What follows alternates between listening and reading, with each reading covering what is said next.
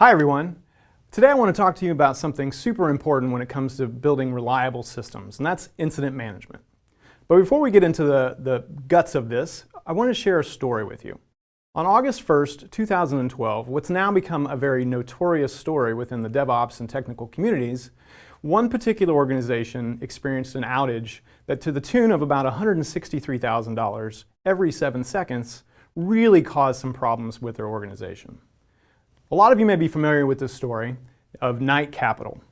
Knight Capital had what amounted to about a $440 million glitch that ended up costing not only the company a lot of money, but ultimately put them out of business. Now, this was obviously a very, very bad bug and very bad problem for the organization, but there's lots of things that they could have done to probably mitigate this and make it a little bit better. And a lot of that leads into what we were going to talk about today. So, the point that I want to make here early on is no matter what we focus on, no matter what we do, the computers that we are building, the logic that we're writing, the software that we're putting together is always going to do what we're telling it to do. So it's not really a matter of if things go wrong, but really when things go wrong. And so the question that you should be asking yourself is, how will you respond when something breaks within your system? My name is Jason Hand, and I'm a Senior Cloud Advocate here at Microsoft, and I'd love to be able to talk to you about what I think are the important concepts around building a minimum viable incident response plan. Before we get started in that, though, I think it's important to sort of level set on some language that gets used around a lot within our industry. And the first one I want to start with is complex systems. There's a really great framework out there known as the Cynefin framework, which I use all the time to help people understand better what complex systems really are and their properties. I would like for you to go check this out on Wikipedia and learn more about that, but just for a high-level overview, what the Cynefin framework does is sort of simplify our systems into both ordered and unordered systems, and then sort of helps you understand within the different boundaries of these systems, what are the properties and what are the behaviors. So if we talk about the Cynefin framework in a little bit more simple way, I want to focus on what we see here as the complicated systems and the complex systems, especially within the complex system.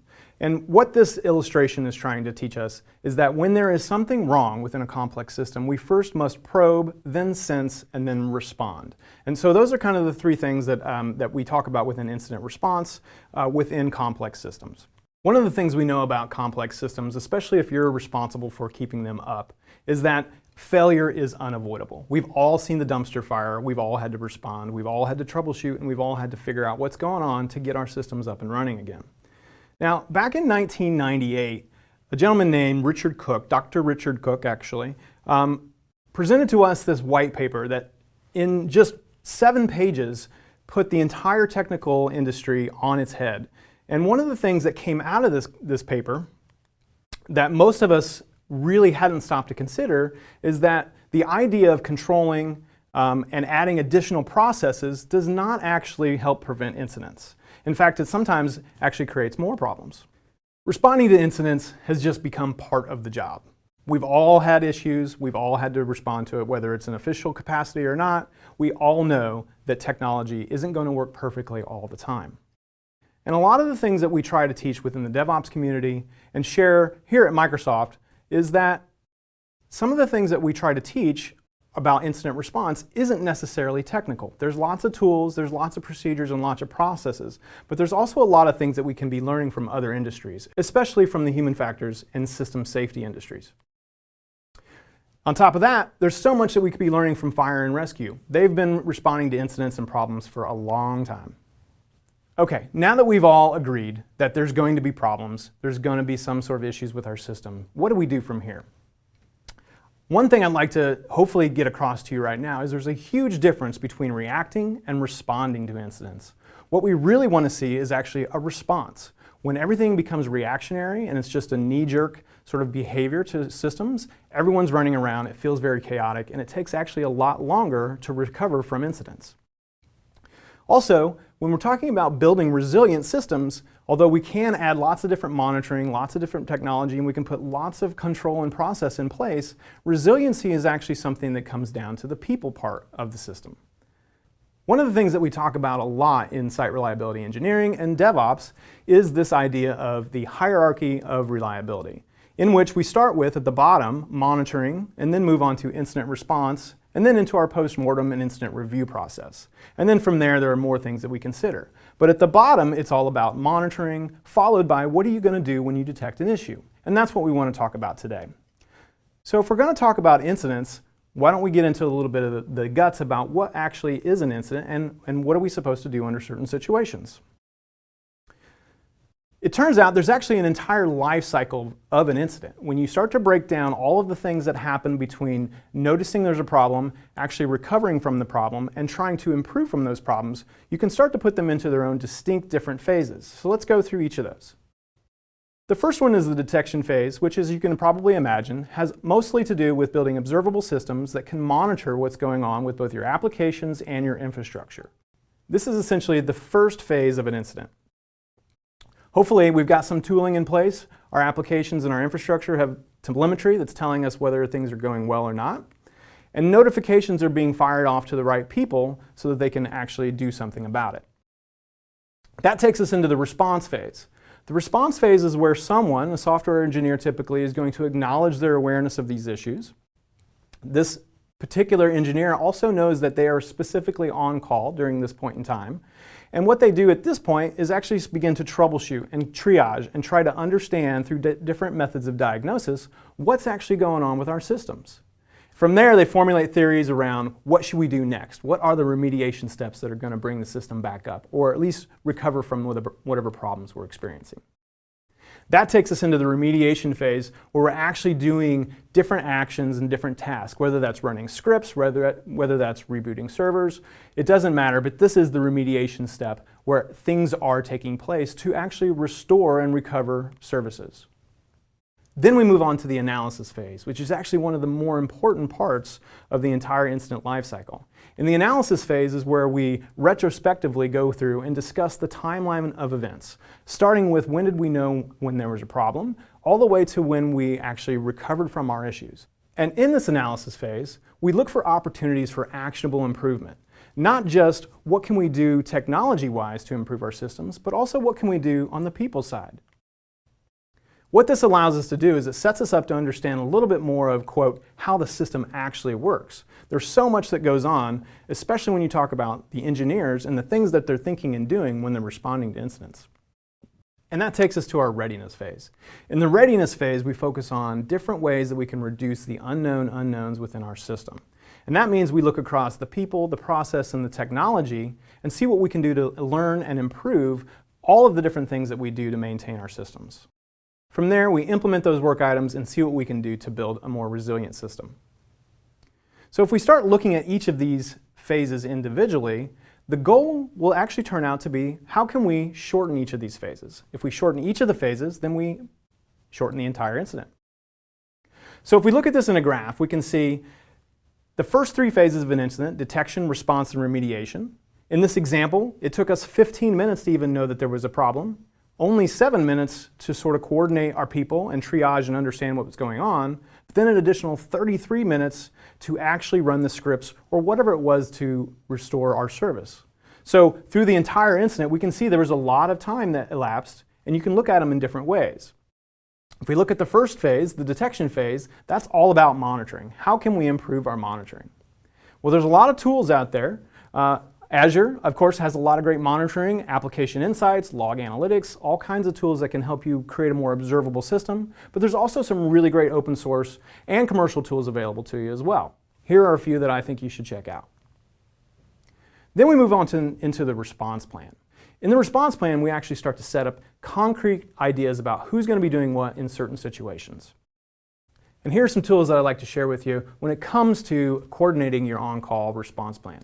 Azure Monitoring has some great stuff when it comes to setting out alerts and responding with troubleshooting guides. But if you need to set up some other more deeper tooling, I would suggest VictorOps, PagerDuty, or OpsGenie.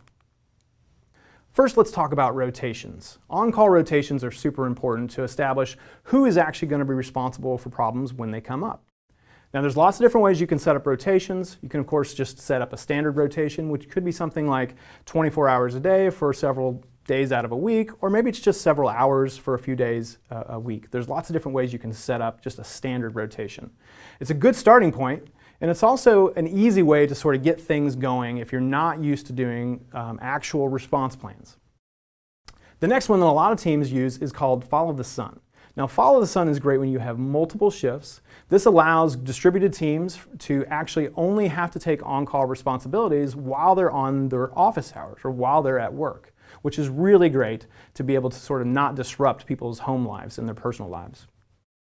Then, of course, you can get customized from there, and you can do all kinds of things which become very, very helpful when you've got complex scenarios. Maybe you've got things going on the weekend. I'm supposed to be on call, but yet something's come up. There's a lot of different ways you can do some custom different things. But at the end of the day, all we're doing is establishing who's on call for what kind of problems. Okay, so let's talk about some of the roles of being on call. The first one I want to cover is the primary on call. The primary on call is the first person who's going to respond to an incident. Then we've also got secondaries. Secondary on-call engineers are pretty much our backups. So when the primary on-call engineer responds to an issue, if they're not sure what to do, if they get stuck, they know who the backup person is, or their secondary on-call. It's also very common for companies to use incident commanders whenever they have a wide-scale outage. Somebody who can actually coordinate all the different teams, all the different engineers, and make sense of what's happening and who's doing what. Let's talk about escalation paths. When something goes wrong and you're the first person to respond, or you are the primary on call, it's very common for you to get stuck. Who you reach out to and under what conditions is what an escalation path is. So if I'm the first responder and I discover that there's a database issue, but it turns out I'm not a database expert, I know who I can reach out to. That would be my escalation path. One of the other nice things about a proper on-call procedure is having alerting policies.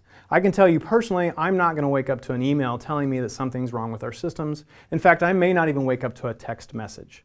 What I'd actually prefer is a phone call. So being able to customize how I'm alerted is part of a really good incident response plan as well. And when I am alerted, I want to make sure that I'm not just told something is broken. I need some kind of context. I need you to tell me, are customers impacted? What parts of the system are experiencing issues? And what can I use as a starting point to go in and understand more about the problem? Another great part of a really good incident response plan is having something in place for your rotations and your handoffs.